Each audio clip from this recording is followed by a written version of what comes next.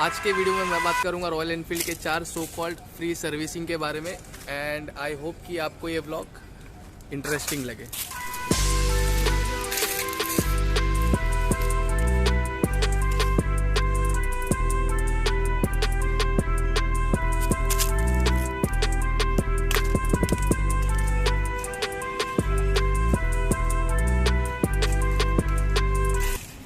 हर जगह हाथ लगा,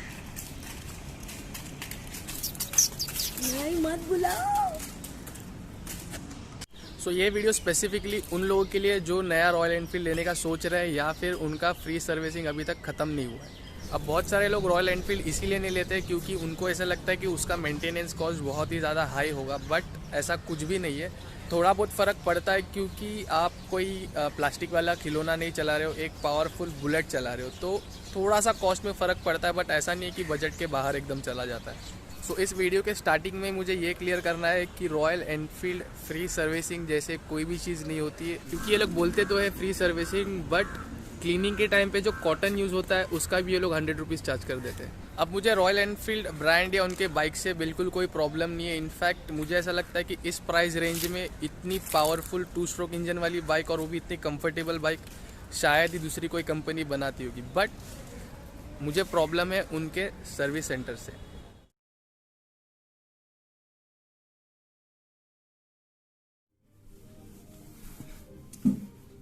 ओके, सो अब मैं घर आ चुका हूँ क्योंकि मुझे लगा कि जो लेट मी एक्सप्लेन वाला पार्ट है वो शायद मैं वहां पर आपको ठीक से एक्सप्लेन नहीं कर पा रहा था, इसीलिए आगे का जो व्लॉग है वो हम करेंगे घर पर। जब आप रॉयल एनफील्ड अपनी बाइक की डिलीवरी लेने जाते हो तब आपको बहुत सारे पेपर वर्क के साथ साथ एक बुकलेट दिया जाता है जिसके अंदर बाइक्स की इन्फॉर्मेशन और कैसे आप उसको मेंटेन कर सकते हो उसके बारे में लिखा जाता है। आई थिंक वो बुकलेट मेरे पास होनी चाहिए।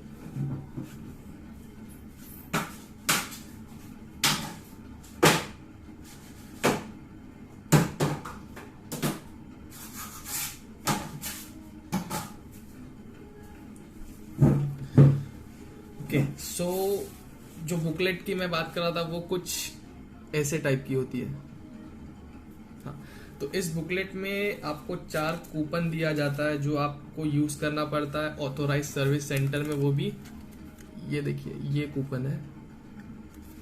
ये कूपन आपको यूज होते हैं जब आप जाते हो अपनी बाइक को लेकर फ्री सर्विसिंग के लिए। अब मैं आता हूँ मेन मुद्दे पर जो कि है सर्विसिंग का। अब इस फ्री सर्विसिंग के भी टर्म्स एंड कंडीशंस होते हैं। इसके 4 फ्री सर्विसिंग होते हैं जो आपको 1 साल में कंप्लीट करना पड़ता है। तो वो कुछ ऐसे डिवाइडेड है कि जो पहला सर्विसिंग है वो आपका 0 to 500 किलोमीटर्स में होना चाहिए, second 5 to 3000 kilometres, third 3 to 6000, fourth 6 to 9000, मतलब 9000 में आपका चारों सर्विसिंग कंप्लीट हो जाएगा। उसके अलावा इसमें मंथ का भी टर्म्स है। तो जो पहला सर्विसिंग है वो आपको 3 महीने में कैसे भी कंप्लीट करना ही है, सेकंड वाला 6 महीने में, थर्ड 9 और फोर्थ 1 साल, मतलब 12 मंथ्स में आपका पूरा का पूरा फ्री सर्विसिंग खत्म हो जाएगा। अगर आपने पहली सर्विसिंग टाइम पे अगर समझो कि 3 महीना हो गया कंप्लीट, बट आपने 100 किलोमीटर या 10 किलोमीटर भी चलाया, 3 महीना हो गया, तो आपको पहला सर्विसिंग के लिए आपकी बाइक लेके जानी पड़ेगी। और वैसे ही अगर आपने आपकी बाइक 2 दिन में 500 किलोमीटर चला लिया तो भी आपको सर्विसिंग के लिए जाना पड़ेगा। और सेकेंड सर्विसिंग में भी वैसे ही, अगर आपने 10 दिन में 3000 किलोमीटर चला लिया तो भी आपको सर्विसिंग कराना है, या आपने 6 महीने में 1000 किलोमीटर चलाया तो भी आपको सर्विसिंग कराना है, और ऐसे ही आगे चलता रहता है। बट ये भी ठीक है, प्रॉब्लम आता है सर्विसिंग के टाइम पे। Let me explain. तो कुछ चीज़ें ऐसे होती है जो चारों सर्विसिंग में आपको करवानी ही पड़ती है, भले वो फर्स्ट हो या फोर्थ हो। जैसे कि ऑयल हो गया, उसका फिल्टर हो गया, मीन्स ऑयल फिल्टर हो गया। तो ये जो चीज़ें हैं वो आपको चारों सर्विसिंग में करना ही पड़ेगा।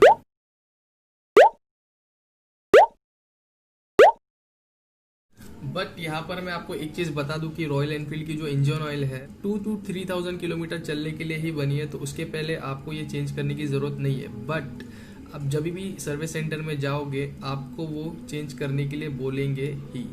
आपको पहले और दूसरे सर्विसिंग में बिल्कुल प्रॉब्लम नहीं आएगा क्योंकि बाइक बहुत नई होती। आपको तो वैसे 1 साल में भी कोई प्रॉब्लम नहीं देगी, डिपेंड आप कैसे उसको चला रहे हो, बट इतना ज्यादा प्रॉब्लम नहीं आता है पहले और दूसरे सर्विसिंग में। आपको प्रॉब्लम होगा थर्ड और फोर्थ सर्विसिंग में।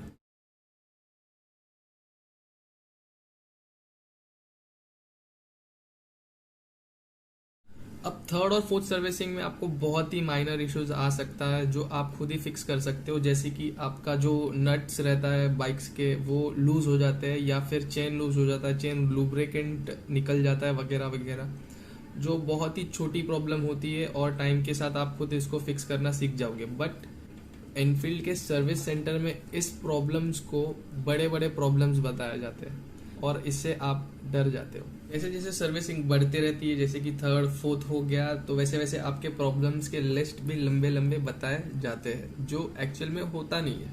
और जैसे जैसे उनके जॉब कार्ड में प्रॉब्लम्स बढ़ते हैं या प्रॉब्लम के लिस्ट बढ़ते रहते हैं, वैसे वैसे आपका खर्चा भी बढ़ेगा।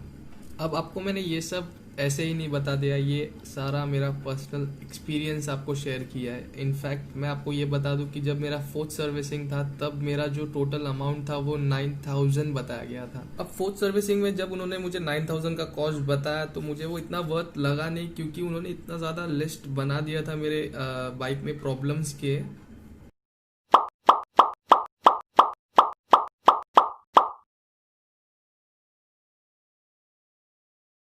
जो एक्चुअल में मुझे लगे कि नहीं थे। अब फोर्थ सर्विसिंग में 9000 सर्विस कॉस्ट, और वो भी फ्री सर्विसिंग में, वो मुझे सच में सेटिस्फाइंग नहीं लगा, क्योंकि मेरे बाइक में उतने सारे प्रॉब्लम्स थे ही नहीं। मैंने तुरंत मेरी बाइक को वहाँ से बाहर निकाला और मैंने उनको इन्फॉर्म कर दिया कि मुझे बिल्कुल भी इंटरेस्ट नहीं है यहाँ पर सर्विसिंग कराने की।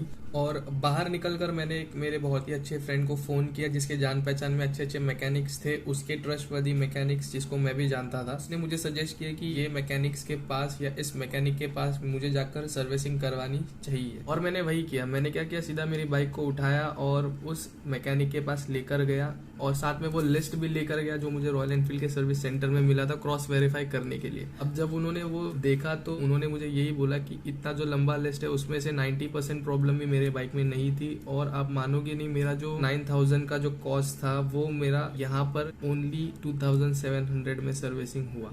अब उस दिन से आज तक मैं रॉयल एनफील्ड के सर्विस सेंटर में एक भी बार नहीं गया हूँ सर्विसिंग कराने के लिए। मैं हमेशा मेरी बाइक बाहर से ही सर्विसिंग कराता हूँ और सेम बंदे से ही सर्विस करवाता हूँ, और वो एक्चुअल में बहुत अच्छा करता है। इतना अच्छा कि रॉयल एनफील्ड के सर्विस सेंटर में भी इतना अच्छा सर्विसिंग मुझे नहीं मिली। अब इस वीडियो का कंक्लूजन, अब इस वीडियो के एंड में मैं बस यही आपको बोलूँगा कि अगर आपको रॉयल एनफील्ड के सर्विस सेंटर से सर्विसिंग करवानी है तो आप कर सकते हो, बट आपको बस एक ही चीज़ ध्यान रखना पड़ेगा कि वो आपको कॉस्ट सही लगा रहे और आपको जो प्रॉब्लम्स बता रहे हैं वो भी सही है।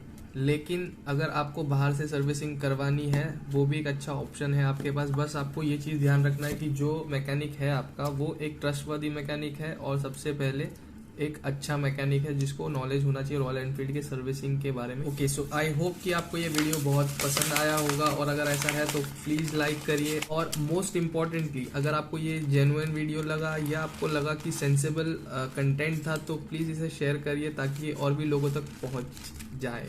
सो मिलते हैं फिर से नेक्स्ट संडे एक नए ब्लॉग के साथ, तब तक के लिए चलो चले।